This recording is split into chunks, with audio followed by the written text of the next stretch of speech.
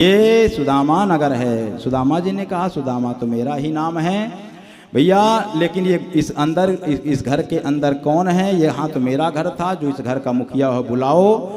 जाकर के सुशीला जी को बताया है। सुशीला जी आरती लेकर के आई हैं, सुदामा जी की आरती की हैं। सुदामा जी ने सब कुछ पूछा, सुशीला जी ने सब कुछ बताया, और जैसे ही बताया तो सुदामा जी ने कहा मुझे इस महल में नहीं रहना, मुझे इस राज्य सुख को नहीं लेना। देख देवी, तुझे भवन चाहिए था, बच्चों के लिए रोटी, बच्चों के लिए भोजन तुझे चाहिए था। मेरा जीवन तो पहले भी चल रहा था, मैं बाहर ही महल के रहूंगा। इस प्रकार से आपस में चर्चा कर ही रहे थे कि श्री कृष्ण अंदर से आते दिखाई पड़े। बोलिए भक्तवत्सल भगवान की।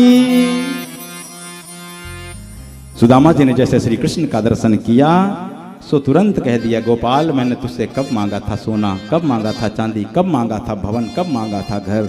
श्री कृष्ण ने कहा तुमने मांगा कुछ नहीं था, लेकिन जो भक्त मुझसे कुछ नहीं मांगता तो मैं उसे अपने हिसाब से उसे सब कुछ दे देता हूँ। भक्त अगर मांगता है तो मैं सिर्फ उतना ही देता हूँ जितना वो मांगता है, लेकिन नहीं मांगता तो मैं उसे उतना दे देता हूँ जितना मैं चाहता हूँ। इसलिए सुदामा, जो कुछ मैंने दिया है उसे मेरा प्रसाद मान करके स्वीकार करो, तुम्हारी बुद्धि कभी दूषित नहीं होगी। जो भगवान का प्रसाद मानकर, जो मेरा प्रसाद मानकर वस्तुओं को ग्रहण करता है, उसकी बुद्धि कभी दूषित नहीं होती, उसका कभी पतन नहीं होता।